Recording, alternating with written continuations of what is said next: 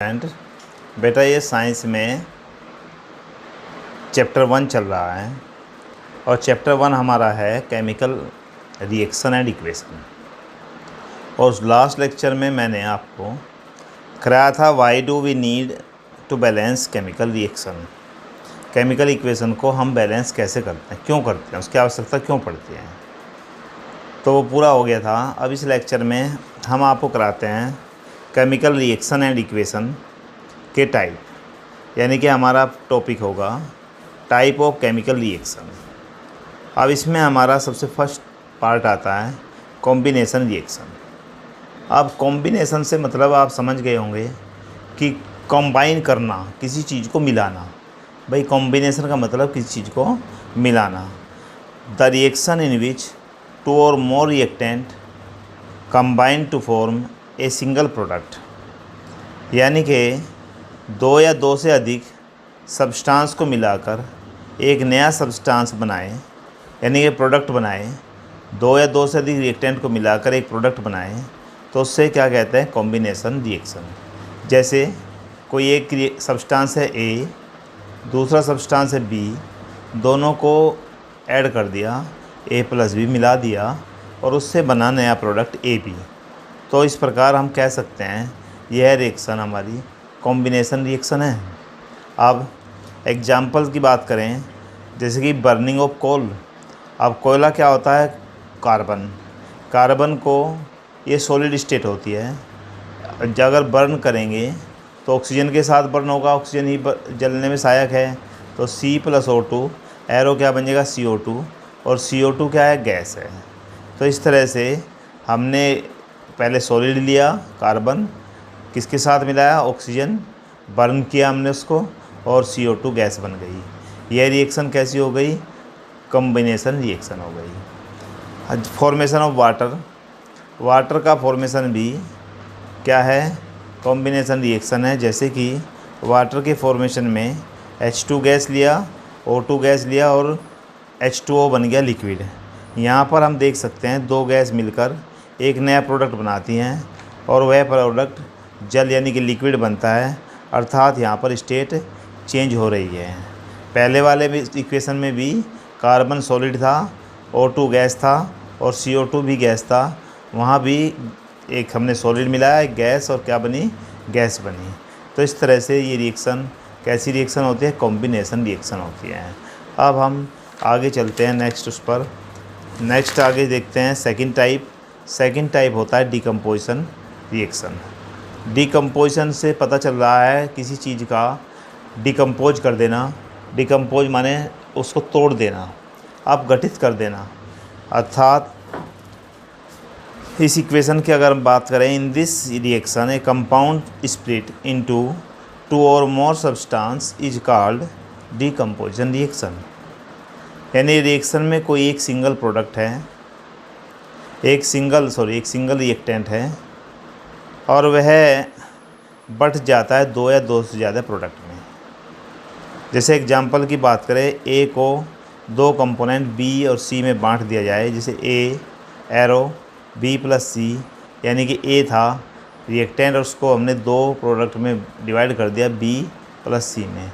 तो इस टाइप की रिएक्शन को हम कहते हैं डिकम्पोजिशन रिएक्शन। अब डिकम्पोजिशन रिएक्शन वेरी इंपॉर्टेंट है। इसके 3 पार्ट होते हैं। डिकम्पोजिशन रिएक्शन 3 टाइप होते हैं। थर्मल डिकम्पोज रिएक्शन, यानी कि हम हीट देकर भी उसको डिकम्पोज कर सकते हैं। दूसरा होता है इलेक्ट्रोलाइटिक डिकम्पोजिशन, यानी इलेक्ट्रिसिटी से भी हम डिकम्पोज कर सकते हैं। और तीसरा होता है फोटोलाइटिक या फोटोलाइसिस डिकम्पोजिशन, यानी कि सन धूप से भी हम उसको डिकम्पोज कर सकते हैं। अब इनके बारे में हम तीनों के डिटेल में डिस्कस करते हैं। Number first, thermal decomposition reaction. Thermal का मीन्स होता है हीट, यानी कि हम हीट से इसको डिकम्पोज करें। हीट से डिकम्पोज करने का मतलब when decomposition is carried out by heating, यानी कि डिकम्पोजिशन किसके द्वारा हो, हीट के द्वारा। जैसे हम एक एग्जांपल के द्वारा बताते हैं, समझाते हैं। CaCO3 सॉलिड है, उसको हम भट्टी में हीट कर दें, यानी कि बहुत ज़्यादा हीट दें तो क्या हो जाएगा, CaO + CO2। CaO सॉलिड बनेगा और CO2 गैस बनेगा। CaCO3 भी सॉलिड था, यानी कि CaCO3 एक सिंगल रिएक्टेंट था, इसे कहते हैं कैल्शियम कार्बोनेट। जब हमने इसको हीट दी तो यह दो भागों में डिवाइड हो गया। एक तो कैल्शियम ऑक्साइड CaO सॉलिड बन गया और एक CO2 कार्बन डाइऑक्साइड गैस बन गई। अब फर्स्ट पार्ट हमारा पूरा हो गया। सेकंड पार्ट में electrolytic decomposition. Electrolytic decomposition when decomposition is carried out by the passing of electricity. यहाँ पर किसी इक्वेशन का डिकम्पोज करें, किसी सब्सटेंस को डिकम्पोज करें, किसके द्वारा? इलेक्ट्रिसिटी के द्वारा। जैसे H2O वाटर है, वाटर में इलेक्ट्रिक करंट पास कराएं तो हाइड्रोजन गैस अलग हो जाएगी और O2 ऑक्सीजन गैस अलग हो जाएगी। तो यहाँ पर हमने इलेक्ट्रिसिटी का प्रयोग कर कर एक सिंगल रिएक्टेंट को दो प्रोडक्ट में स्प्लिट कर दिया, तोड़ दिया। इसी तरह से नंबर थर्ड आती है photolytic decomposition reaction. When decomposition is carried out, तीनों में वही है, डिकम्पोजिशन कैरिड आउट। वहाँ पे एक में हमने हीट के द्वारा, एक में इलेक्ट्रिसिटी के द्वारा, यहाँ पर फोटोलाइटिक का मतलब सनलाइट के द्वारा। जैसे एग्जांपल इसका हम बात करें, AgCl सॉलिड है, सनलाइट एरो पर हम लिख दें क्योंकि इसको हम सनलाइट में रखें तो Ag अलग हो जाएगा सॉलिड और Cl2 गैस अलग हो जाएगी। और ऐसे ही और भी इक्वेशन कर सकते हैं हम। Ag की इक्वेशन भी है AgCl वाली, और बेरियम क्लोराइड वाली भी इसी तरह से हम सनलाइट से अलग कर सकते हैं। और ये एक इम्पोर्टेंट क्वेश्चन बन जाता है। यह क्वेश्चन आ जाता है इस इक्वेशन का यूज हम कहाँ पर करते हैं। इसका यूज हम above reaction is used in black and white photography. अब तो नहीं होती ज़्यादातर ब्लैक एंड वाइट फ़ोटोग्राफी, पहले बहुत ज़्यादा ब्लैक एंड वाइट फ़ोटोग्राफी होती थी, तो उसमें हम इक्वेशन का यूज करते थे। अब हमारा इसके आगे का पार्ट आता है डिस्प्लेसमेंट रिएक्शन। पहली रिएक्शन हमारी कॉम्बिनेशन रिएक्शन थी, दूसरी डिकम्पोजिशन थी। डिकम्पोजिशन रिएक्शन के तीन पार्ट थे। थर्मल रिएक्शन, थर्मल डिकम्पोजिशन, जिसमें हमने हीट के द्वारा रिएक्शन किया। दूसरी इलेक्ट्रोलाइटिक डिकम्पोजिशन, उसमें हमने इलेक्ट्रिसिटी पास कराई। और तीसरी थी हमारे पास फोटोलाइटिक डिकम्पोजिशन, जिसमें सनलाइट का यूज किया। अब हम तीसरे नंबर पर इक्वेशन डिस्प्लेसमेंट इक्वेशन, यानी कि डिस्प्लेस का मतलब जो अपने आयंस को डिस्प्लेस कर दें। The reaction in which more reactive element displace less reactive element. भाई आप सभी जानते हैं जो भी जिसका दबदबा होता है वो दूसरे को लेस रिएक्टिव, यानी कि जो कम वाला रिएक्टिव होता है उसे भगा देता है। इसी तरह यहाँ पर भी वही हो रहा है, more reactive element displace less reactive element, यानी कि more reactive element less reactive element को सॉल्यूशन में अलग कर देता है सॉल्यूशन से। जैसे FeCuSO4, Fe सॉलिड है आयरन, और CuSO4 एक्वस सॉल्यूशन है। आपको पता है एक्वस सॉल्यूशन कब बनता है? जब उसे हम पानी सॉल्वेंट होता है। यहाँ पर कॉपर सल्फेट सॉल्यूशन है। जब आयरन डाला जाएगा इसमें, जब आयरन को इसमें डालते हैं तो Cu को अलग कर देता है, और आयरन कॉपर से ज़्यादा रिएक्टिव है, आयरन मोर रिएक्टिव है, ज़्यादा ताकतवर है। तो यह इस तरह से रिएक्शन को डिस्प्लेस का रिएक्शन कहा जाता है। यानी कि इसने Fe ने आयरन सल्फेट बना दिया और कॉपर को उसी के सॉल्यूशन में से अलग कर दिया। अब इसको और एक्सप्लेन करते हैं हम। एक देखिए, आपको डायग्राम दिखाया गया है। एक टेस्ट ट्यूब लेंगे जिसमें हमने CuSO4 कॉपर सल्फेट सॉल्यूशन लिया। जब हम आयरन नेल बराबर में दो नेल रखी है, कील रखी है, उसमें से एक नई लोहे की कील हम इसमें डाल देंगे। CuSO4 में टेस्ट ट्यूब A में डालेंगे तो इसका कलर ग्रे, यानी कि जो हमारे पास कॉपर सल्फेट सॉल्यूशन था उसका कलर कैसा हो जाएगा? ग्रीनिश हो जाएगा, जैसा कि सेकंड टेस्ट ट्यूब में दिखाया गया। सेकंड टेस्ट ट्यूब में कलर कैसा हो गया? इसका ग्रीनिश हो गया। कुछ देर बाद आयरन नेल निकालेंगे तो उसका आयरन नेल का जो कलर होगा ब्राउनिश हो जाएगा, यानी कि तांबे के कलर की हो जाएगी। यानी कि उसके ऊपर क्या आ गया? कॉपर आयरन की नेल थी और उसके ऊपर कैसी हो गई? ब्राउन कलर की हो गई। जो दूसरे उसमें डायग्राम में दिखाया गया है, दो नेल दिखाई गई है, एक नई नेल है और दूसरे वाली नेल जो है जिस पे कॉपर जैसा रंग हो गया उसका। सेकंड नंबर पर ब्राउनिश कलर की है, क्योंकि इस सल्फ़ेट की लेयर आ जाती है किस पर, जो टेस्ट ट्यूब में हमने डाली थी, टेस्ट ट्यूब में दूसरी टेस्ट ट्यूब जो है उसमें कलर ग्रीनिश हो जाएगा। ये इसलिए हुआ क्योंकि आयरन CuSO4 में से Cu को डिस्प्लेस कर देता है। देखिए फिर एक बार मैं बताता हूँ। Fe आयरन था, CuSO4 कॉपर सल्फ़ेट सॉल्यूशन था। जब हमने आयरन की नेल को कॉपर सल्फ़ेट सॉल्यूशन में डाला तो कॉपर सल्फ़ेट सॉल्यूशन में से कॉपर को अलग कर दिया, यानी कि कॉपर को उसने अलग कर दिया और क्या कर दिया, FeSO4 बन गया और Cu को अलग कर दिया। अब हम देखते हैं इसको एक एक्टिविटी के द्वारा। हमने एक्टिविटी में 2 टेस्ट ट्यूब दिखाई, एक A है एक B है, और 2 नेल दिखाई, एक आयरन की नेल है एक ब्राउनिश कलर की है। जब हमने एक नई आयरन नेल को टेस्ट ट्यूब A में डाला जिसमें कॉपर सल्फ़ेट सॉल्यूशन था, तो उसने उसमें से सल्फ़ेट को अपने ऊपर ले लिया, FeSO4 बन गया और कॉपर को अलग कर दिया। फिर हमने दूसरी टेस्ट ट्यूब दिखाई जिसमें इसका कलर ग्रीनिश हो गया और नेल का कलर कैसा होगा, ब्राउनिश हो गया।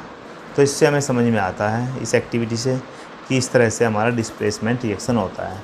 आप एक्टिविटी सीरीज को एक बार पढ़ के देख लें, कौन कौन से ज़्यादा एक्टिव होते हैं, कौन कौन से मेटल ज़्यादा रिएक्टिव होते हैं, कौन से कम होते हैं। अब आता है हमारा double displacement reaction. Double displacement reaction की बात करें तो डबल डिस्प्लेसमेंट, यहाँ पे डिस्प्लेसमेंट एक बार हुआ, यहाँ डबल का मतलब दोनों के आयन एक दूसरे पर एक्सचेंज हो जाएंगे, दोनों के एक दूसरे पर एक्सचेंज हो जाएंगे। A reaction in which new compound are formed by mutual exchange, mutual माने एक दूसरे पर चले गए, of ions between 2 compounds, 2 compounds के बीच में। देखिए मैं इसे समझाता हूँ और डिस्कशन करते हैं अच्छी तरह से। ऐसा रिएक्शन जिसमें आयन का एक्सचेंज होता है और नए कंपाउंड्स जो बन जाते हैं उन्हें कहते हैं हम डबल डिस्प्लेसमेंट रिएक्शन। एग्जाम्पल से समझाएं। Na2SO4 यानी कि हमने यहाँ पर सोडियम सल्फ़ेट एक्वा सॉल्यूशन लिया प्लस BaCl2 बेरियम क्लोराइड का एक्वा सॉल्यूशन लिया, इससे बना BaSO4 और प्लस NaCl यानी कि बेरियम सल्फ़ेट बना और सोडियम क्लोराइड बना। Ba+2 था, SO4 भी क्या था भाई, -2। SO4 पे 2 माइनस का चार्ज होता है और Ba पर 2 प्लस का चार्ज होता है, तो Ba किसके साथ मिल जाएगा, SO4 के साथ मिल जाएगा और BaSO4 बन जाएगा। ऐसे ही Na पर +1 चार्ज था, Cl पर भी -1 चार्ज था, Na और Cl आपस में मिलकर बन जाएगा NaCl। तो देखिए SO4 किसके साथ चलेगा, बेरियम के साथ में, क्योंकि दोनों की वैलेंसी क्या थी, एक की +2 थी एक की -2 थी। Na किसके साथ मिल जाएगा, Cl के साथ, एक की +1 थी एक की -1 थी, तो दोनों के आयंस चेंज हो गए। अब एक स्पेशल टर्म आती है पर्सिपिटेट। पर्सिपिटेट क्या होता है, जब आप किसी भी लेबोरेटरी में जाएंगे और वहाँ पे कोई भी प्रैक्टिकल करेंगे, एक टेस्ट ट्यूब में देखा होगा आपने कुछ नीचे बच जाता है, नीचे एक सॉलिड सब्सटेंस होता है, वही पर्सिपिटेट होता है। इसकी डेफिनेशन इस प्रकार से है, it is an insoluble solid that emerge from liquid solution. यह एक ऐसा इनसोल्युबल सॉलिड होता है जो केमिकल रिएक्शन के दौरान लिक्विड में ही बनता है, उसे कहते हैं पर्सिपिटेट। जब हम केमिकल रिएक्शन कर रहे होते हैं उस टाइम पर एक इनसोल्युबल सॉलिड बन जाता है और जो लिक्विड में ही रहता है, नीचे बैठ जाता है, उसे हम कहते हैं पर्सिपिटेट। अब आपको डबल डिस्प्लेसमेंट समझ में आ गया होगा, पर्सिपिटेट समझ में आ गया होगा।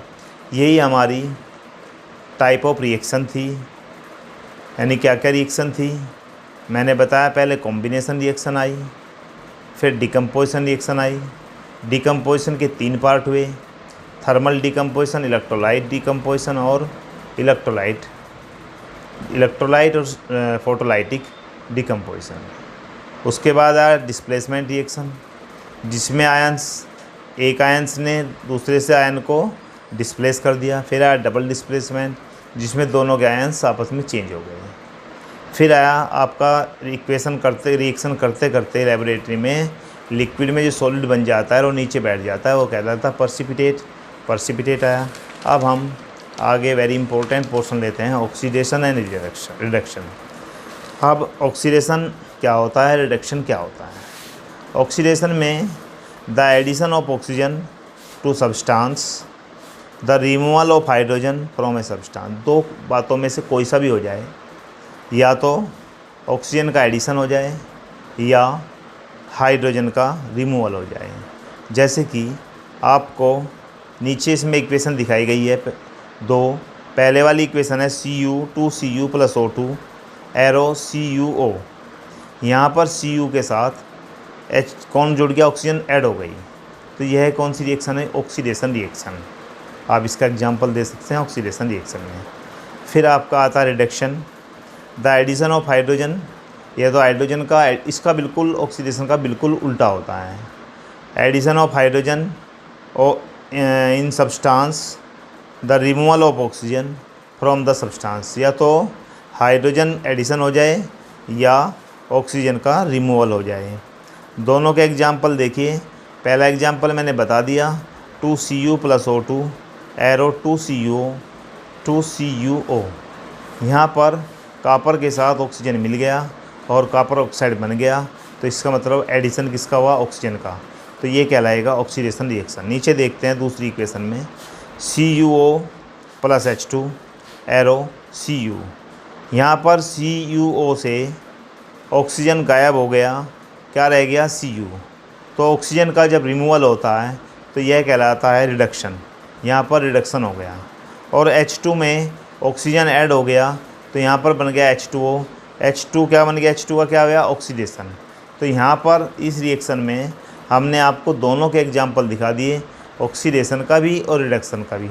और जब जिस रिएक्शन में those reaction which have oxidation and reduction both, वो कहलाती है रिडॉक्स रिएक्शन। यानी कि जिस रिएक्शन में ऑक्सीडेशन एंड रिडक्शन दोनों हो रहे होते हैं वो कहलाती है रिडॉक्स रिएक्शन। आप रिडॉक्स रिएक्शन की डेफिनेशन दे सकते हैं, those reaction in which oxidation as well as reduction is called redox reaction. और एग्जांपल इसका ये दे सकते हैं, CuO + H2 arrow Cu + H2O। तो ये आपकी डेफिनेशन बन जाएगी रिडॉक्स रिएक्शन की। अब आगे हम देखते हैं effect of oxidation in daily life, effect of reduction in daily life. Daily life में हम ऑक्सीडेशन, अब हम देखते हैं effect of oxidation in daily life. हमारे डेली जीवन में, लाइफ में ऑक्सीडेशन के क्या क्या प्रभाव हैं। वेरी इंपॉर्टेंट है, जो एग्ज़ाम में भी आ जाता है। कोरोजन के बारे में आप समझेंगे, डिटेल में पढ़ेंगे। When a metal is exposed to substance such as moisture, air, water, acid etcetera for some time a layer of oxide is formed with weakens the metal, hence metal said to be corroded. अब आपको मैं इसको समझाता हूँ। When a metal is exposed to substance such as moisture, air, water, acid etcetera. जब किसी metal को नमी में, वायु में, पानी या एसिड के संपर्क में कुछ समय तक रहने दिया जाता है तो उसके ऊपर एक ऑक्साइड की लेयर बन जाती है। सम टाइम, कुछ समय के लिए पड़ा रहे तो उसके ऊपर क्या बन जाती है, एक layer of oxide is formed, जो मेटल को क्या कर देती है, कमज़ोर कर देती है, वीकेंस कर देती है। इसी घटना को हम कोरोइड्स कहते हैं। तो आपको समझ में आ गया होगा कोरोजन क्या होता है। जैसे लोहे को हमने डाल दिया या कॉपर को डाल दिया मॉइस्चर वाली जगह पर, या जहाँ पर नमी है या हवा ऐसी चल रही है जिसमें ह्यूमिडिटी ज़्यादा है, तो उसके ऊपर क्या बन जाएगा, एक ब्राउनिश कलर बन जाएगा, लोहे के ऊपर जंग लग जाएगा और रस्टिंग लगना ही क्या कहलाता है, कोरोजन। अब हम एग्जाम्पल के द्वारा देखते हैं। रस्टिंग ऑफ आयरन, आयरन पर जंग लगना। जब हम लोहे की वस्तु को, कोई भी लोहे की चीज़ है, वायु पानी के संपर्क में आता है तो इसके ऊपर एक ब्राउन कलर की लेयर बन जाती है, उसे ऑक्साइड लेयर कहते हैं। तो यही क्या है, कोरोजन है। इससे धीरे धीरे उस आयरन में कमज़ोर होता जाएगा, उसकी वीकनेस बनती जाएगी और इतना मजबूत नहीं रहेगा। इस तरह सिल्वर पर ब्लैक लेयर बन जाती है। सिल्वर चांदी के जो तुम देखते होंगे घर में जो चांदी की चीज़ होती हैं, सैंपिल, चुकटी यानी कि या आपकी अंगूठी होती है, उन पर भी एक ब्लैक लेयर बन जाती है। तो वह क्या कहलाती है, रस्टिंग यानी कि कोरोजन ही कहलाता है। ग्रीन कोटिंग ऑफ कॉपर पर ग्रीन कोटिंग बरसात के मौसम में बन जाती है, तो ये क्या कहलाते हैं, कोरोजन। जब कॉपर को ग्रीन लेयर, ये सभी कोरोजन कहलाती है। अब एक और पॉइंट आता है रेंसिडिटी। रेंसिडिटी क्या होता है, the oxidation of fat and oil when exposed to air is known as rancidity. It leads to bad smell and bad taste of the food. Rancidity के कारण हमारा भोजन में उसका टेस्ट भी ख़राब हो जाता है और उसकी स्मेल भी ख़राब हो जाती है। देखिए, हमारे खाने में जो ऑयल या फैट होता है, जब हम एयर के कांटेक्ट में यानी कि हम फ्रिज में ना रखें उसको, या उसको टाइट बर्तन में ना रखें, तो उसको वैसे ही रख दें, तो क्या होता है, उसका ऑक्सीडेशन हो जाता है, तो उसको कहते हैं रेंसिडिटी। और इसके कारण इसका टेस्ट और स्मेल दोनों ही ख़राब हो जाते हैं। इसे बचाने के लिए हमें क्या करना होता है, या तो उसे फ्रिज में रखते हैं या एयर टाइट डब्बों में रखते हैं। कोरोजन से बचाने के लिए, यानी कि कोरोजन, एक बात और सुन लो, कोरोजन से बचाने के लिए हम उसके बचाने के तरीके बता देता हूँ। ये रेंसिडिटी वाला है। कोरोजन वाले में आप एक बात देख लेना, कोरोजन को बचाने के लिए उसके ऊपर या तो पेंट कर देते हैं या ऑयलिंग कर देते हैं, ग्रीसिंग कर देते हैं। क्वेश्चन आ जाता है कोरोजन से कैसे हम किसी वस्तु को बचा सकते हैं। कोरोजन से बचाने के लिए या तो हम ऑयलिंग करेंगे उसके ऊपर, या हम ग्रीसिंग करेंगे, या हम पेंट करेंगे, या गैल्वेनाइजेशन करेंगे, उसके ऊपर कोई दूसरी परत चढ़ा देंगे। रेंसिडिटी से कैसे बचा सकते हैं, इससे बचाने के लिए जैसे चिप्स के पैकेट आते हैं, उसमें से हम O2 को निकाल कर N2 गैस भर देते हैं। N2 means nitrogen gas. N2 gas rancidity से बचाती है और इससे हमारा भोजन सड़ने से बच जाता है। अब chemical reaction also classify in the basis of the temperature. Classify को हम टेम्परेचर के आधार पर भी क्लासीफाई कर सकते हैं। बस केवल 2 पॉइंट आपके बचे हैं, exothermic reaction and endothermic reaction. Exo means क्या होता है, बाहर। थर्मल मीन्स होता है हीट का बाहर निकलना। इसमें एक reaction in which heat is released along with formation of product called exothermic reaction, जिसमें जब हम उसे रिएक्शन करते हैं तो हीट बाहर निकलती है, तो वह कहलाती है। रिएक्शन करेंगे, प्रोडक्ट बनने के साथ साथ ही हीट भी रिलीज होती है, टेम्परेचर बढ़ जाता है, तो उसे हम कहते हैं एक्सोथर्मिक रिएक्शन। जैसे बर्निंग ऑफ नेचुरल गैस का बर्न होना। CH4 गैस है, O2 के साथ मीथेन, जिसे CH4 को क्या कहते हैं, मीथेन, O2 के साथ बर्न होती है, तो एक तो CO2 बनती है और एक बनता है 2H2O। अब तुम सोचोगे 2H2O क्या है, 2H2O लिक्विड नहीं है, गैस ही बनती है और प्लस हीट एनर्जी निकलती है। लिक्विड नहीं होता है, ये H2O भी क्या होती है, वाटर गैस। तो यहाँ पर हीट निकलती है बाहर, तो इसे हम कहेंगे एक्सोथर्मिक रिएक्शन। अब इसी के साथ साथ हम एंडोथर्मिक रिएक्शन लेते हैं। एंडोथर्मिक रिएक्शन में एक और रिएक्शन ले सकते हैं आप यहाँ पर, जैसे कि पीछे भी आ चुकी है CaCO3, इसमें कॉम्बिनेशन रिएक्शन में आई थी CaCO3 arrow CaO plus CO2 plus heat. वहाँ पर भी क्या निकला था, हीट निकली थी। और जितनी भी कॉम्बिनेशन रिएक्शन डिकम्पोजिशन रिएक्शन होती है, वे सभी क्या होती है, एक्सोथर्मिक रिएक्शन होती है। अब हमारी एंडोथर्मिक रिएक्शन की बात करें।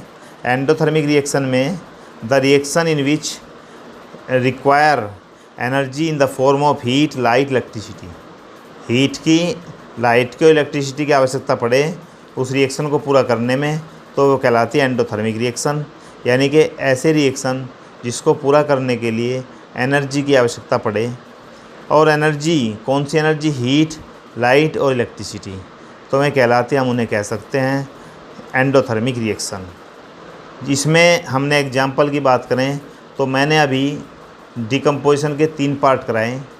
तीनों पार्ट में कौन कौन से पार्ट कराए मैंने? थर्मल डिकम्पोजिशन, थर्मल में क्या हुआ, थर्मल में भी हीट की आवश्यकता पड़ी। फिर मैंने कराया इलेक्ट्रिकल, तो उसमें भी क्या हुआ, इलेक्ट्रिसिटी की आवश्यकता पड़ी। और एक कराया मैंने फोटोलाइटिक, उसमें क्या पड़ी, सनलाइट की। आप एग्जाम्पल में तीनों लिख सकते हैं। हमारा क्या हो जाएगा, ये एंडोथर्मिक रिएक्शन।